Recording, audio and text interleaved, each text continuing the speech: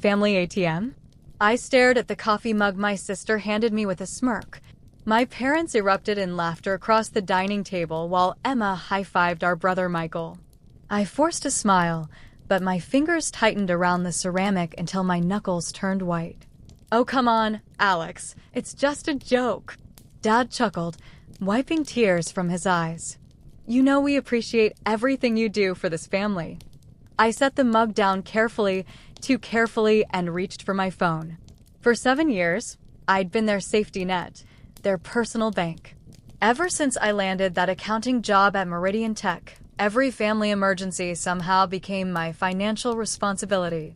"Actually, I don't think it's funny," I said, my voice steadier than I expected. Something inside me finally snapped. "Do you know how much money I've given this family?" The room went silent. Mom's smile faltered. "Alexandra, don't be so sensitive," she said, using my full name like she always did when trying to put me in my place. "Family helps family. You'd be nowhere without us."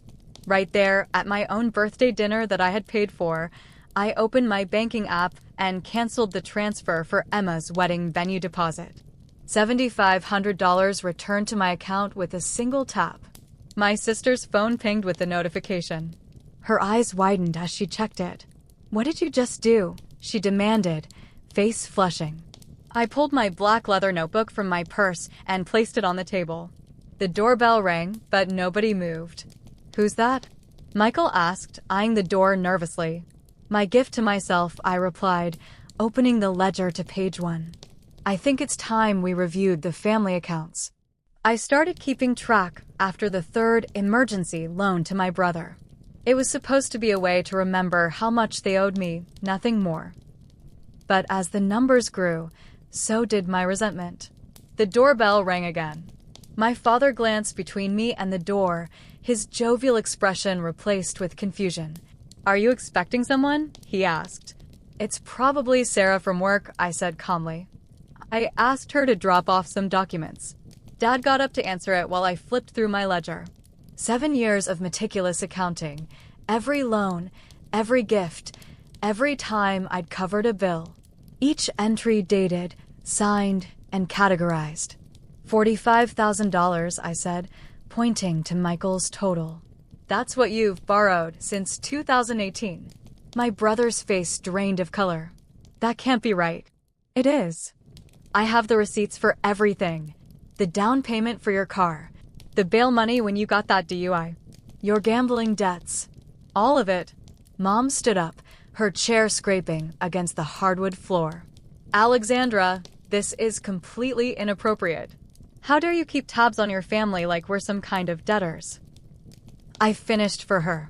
"That's exactly what you are." Dad returned with Sarah, who handed me a thick manila envelope before nodding awkwardly at my family and retreating back to the hallway. "What's going on?" Dad demanded. "Who was that?" "My colleague who helped me prepare everything." I opened the envelope and removed a stack of printed documents. "Mom, your total is $27,800. Mostly for the temporary loans after you maxed out your credit cards. 3 times. She gasped, hand clutching her chest dramatically. "I'm your mother. I raised you. And Dad, your total comes to $32,500. I slid a document toward him, including the money for your truck repair business that never materialized. Emma stood up, knocking over her wine glass. Red liquid seeped into the white tablecloth like blood. "This is insane. You're ruining my birthday dinner to what, shame us? After everything we've done for you?" I laughed for the first time that evening. "What exactly have you done for me, Emma?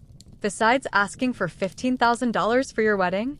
Which, by the way, I just canceled the venue deposit for." The silence in the room was thick enough to cut with a knife. For pairs of eyes stared at me with emotions ranging from shock to fury. "You can't do this," Michael finally said, his voice hollow. "We're family.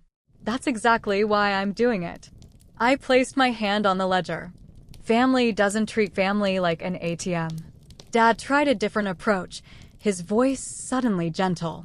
"Sweetheart, if this is about money, we can work something out. We always intended to pay you back when what?" I interrupted. When you win the lottery. When I'm too exhausted to ask anymore. It's been 7 years, Dad. I pulled out another document from the envelope. This is a formal repayment agreement. It details how each of you will pay back what you owe, with very reasonable monthly payments and 0 interest. I'm not looking to profit from this. I just want what's mine. Mom started crying, big theatrical sobs that used to make me feel guilty. How could you do this to us? After everything we've sacrificed for you. I felt strangely calm as I passed copies of the agreement to each of them. Sign it or don't. But this is the last money you'll ever get from me. Emma grabbed her copy and tore it in half. You're not the sister I grew up with. You're cold and calculating now. I don't even recognize you. You're right about one thing, I replied, gathering my ledger and remaining documents. I'm not the same person anymore. The old Alexandra would have let this continue indefinitely. She would have emptied her savings for your dream wedding while you all laughed about using her as the family ATM. I stood up, smoothing my dress. But that Alexandra is gone. Michael lunged forward suddenly, trying to grab the notebook from my hands. Give me that. You can't hold these private family matters over our heads. I stepped back, clutching the ledger tight against my chest. Sarah appeared in the doorway, her expression concerned. She'd been waiting in the hallway as we'd planned. Everything okay in here? She asked, though it was clearly not. We're fine, I said calmly. I was just leaving. Dad blocked my path to the door. You can't just drop this bomb and walk away, Alexandra. We need to discuss this like adults. I've been trying to discuss this like an adult for years, I said, my voice steady. Every time I mentioned repayment, you laughed it off or changed the subject. Every time I hesitated to lend more money, you guilted me with family obligation.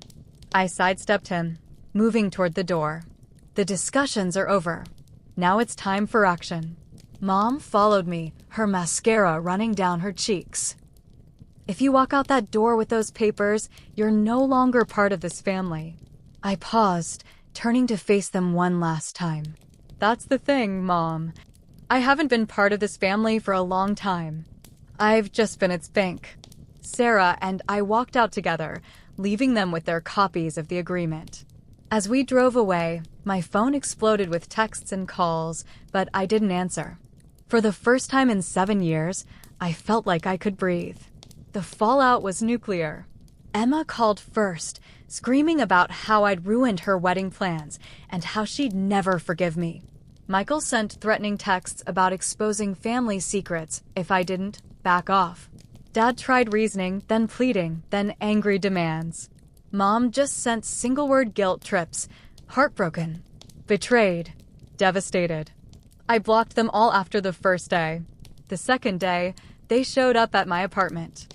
I didn't answer the door. They came to my office. I had security escort them out. They tried mutual friends who called me concerned. I explained briefly and asked for space. On the third day, it was Emma's fiancé, Dylan, who contacted me. I almost didn't answer his call, assuming it was another attack by proxy. But curiosity got the better of me. Hey, Alexandra? It's Dylan. Can we talk? Just us. We met at a coffee shop downtown, neutral territory. He looked uncomfortable, fidgeting with his cup. I want you to know, he began hesitantly, that I had no idea about any of this. About the money Emma's been taking from you. About the venue deposit. None of it. I nodded, unsurprised. Emma had always been careful about keeping her finances separate from her relationships. She told me her parents were paying for the wedding, he continued.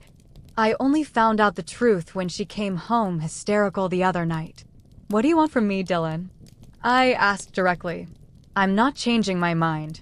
He shook his head quickly. That's not why I'm here. I think you did the right thing, actually. It wasn't fair what they were doing to you. I almost spilled my coffee. This was the last thing I expected from my sister's fiancé. Really? Yeah. I've seen how they treat you at family gatherings. Always asking for favors, never acknowledging what you do for them. He looked down at his hands. I didn't realize it was this bad with the money, though. $72,850, I said automatically.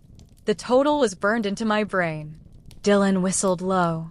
That's more than my student loans. We sat in silence for a moment before he spoke again. Emma's not a bad person, you know. She's never had to struggle. None of them have, because you've always been there. And now I'm not, I said flatly. Exactly. He smiled sadly. It's going to be a rude awakening for all of them. As we parted ways, Dylan surprised me again. Thank you, he said, for being honest about all this before the wedding. I needed to know what kind of family I'm marrying into. I watched him leave, wondering if my sister realized what she might lose through all this. A week passed with no contact. I changed my locks just in case and asked my building to stop letting my family up without my permission. I felt lighter, but also hollow, like I'd cut out something poisonous, but was left with a cavity that hadn't yet healed. Sarah checked in on me regularly, the only one who'd seen firsthand what my family had done. Have you heard from any of them? She asked over lunch. No, I said, pushing my salad around. And I don't expect to. They'll either write me off completely or wait until they think I've calmed down enough to manipulate again. What if they actually sign the agreements? I laughed dryly. That would be a miracle. But I'm not holding my breath. That evening, I came home to find a single envelope slid under my door. Inside was my repayment agreement, signed by Dylan, not Emma. Attached was a check for $1,000 and a note. This is from my personal savings. First installment toward Emma's debt. She doesn't know I'm doing this. I want us to start our marriage honestly. Dylan, I sat on my couch, staring at the check. It was the first acknowledgement from anyone that what I was asking for was fair. It was also, I realized with a pang, the first time anyone had actually started to pay me back. I sent Dylan a simple text. Thank you. Received. His reply came almost immediately. It's the right thing to do. I'm working on Emma. Give her time. I wasn't sure time would change anything, but I appreciated his effort more than I could express. 2 weeks after my birthday dinner, Michael was the next to break. Not in the way I expected, though. He showed up at my office again, but this time he was sober and calm. Security called up to ask if I would see him. Against my better judgment, I agreed. 10 minutes, I told him when he entered my office. That's all you get. He nodded, taking the seat across from my desk. He looked different, thinner, with dark circles under his eyes. I pawned my watch collection, he said without preamble, placing an envelope on my desk. It's only $5,000, but it's a start. I opened the envelope cautiously, half expecting it to be empty. But there it was, a cashier's check for $5,000. Why? I asked, genuinely curious. Michael had never taken responsibility for anything in his life. He ran a hand through his hair. Because you were right. About everything. He looked up, meeting my eyes directly. I've been using you as a safety net for years. It was easier than growing up. This doesn't fix everything, I said, though something tight in my chest was starting to loosen. I know. He shifted uncomfortably. But I'm in a program now. Gambling addiction. 3 meetings a week. That's where I've been. I didn't know what to say. This was more accountability than I'd ever seen from my brother. I signed your agreement, he continued, pulling a folded document from his pocket. I made some notes about my payment schedule based on what I can realistically afford each month. If that works for you. I took the agreement, scanning his annotations. They were reasonable, smaller payments at first, increasing as he stabilized. This could work, I said cautiously. But I need consistency, Michael. Not just one payment and then excuses. I know. He stood up, looking awkward but determined. I'm staying with a friend from the program for now. Mom and Dad are not handling this well. That's not my problem, I said, though part of me wanted to ask for details. No, it's not, he agreed.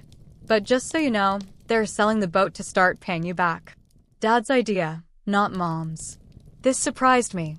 The boat was my father's pride and joy. A luxury he definitely couldn't afford, but had insisted on buying 3 years ago. With my money, of course. As Michael left, he paused at the door. For what it's worth, Alex, I'm sorry. Really sorry. It wasn't enough, not after everything. But it was something. My parents held out the longest. 3 weeks of silence before my father called from an unfamiliar number. I almost didn't answer. Alexandra? His voice sounded older somehow. Please don't hang up. What do you want, Dad? We sold the boat. And Mom's jewelry collection. He cleared his throat. We've set up a direct deposit to your account. First payment went through yesterday. I checked my banking app. There it was, $15,000. That doesn't clear the debt, I said, trying to keep my voice neutral. I know, but it's a start. There was a pause. Your mother's not ready to talk yet. But she agreed to this. I said nothing, waiting. We were wrong, Alexandra. The words seemed to cost him physically. We took advantage of your generosity. Your success. I got comfortable with it. Too comfortable. $60,000 comfortable, I said flatly. He sighed heavily. Yes, I'm not asking for forgiveness. Just a chance to make it right. The agreement, we signed it, he interrupted. Both of us. I'll send it by courier today. After we hung up, I sat at my kitchen counter, staring at the transaction on my phone. $15,000. It was real. They were actually paying me back. I should have felt vindicated, triumphant. Instead, I felt a complicated mix of relief and grief. Relief that they were taking responsibility. Grief for the relationship we might have had if money hadn't poisoned everything. Emma was the holdout. A month passed with no word from her. Dylan kept making his payments, small but consistent.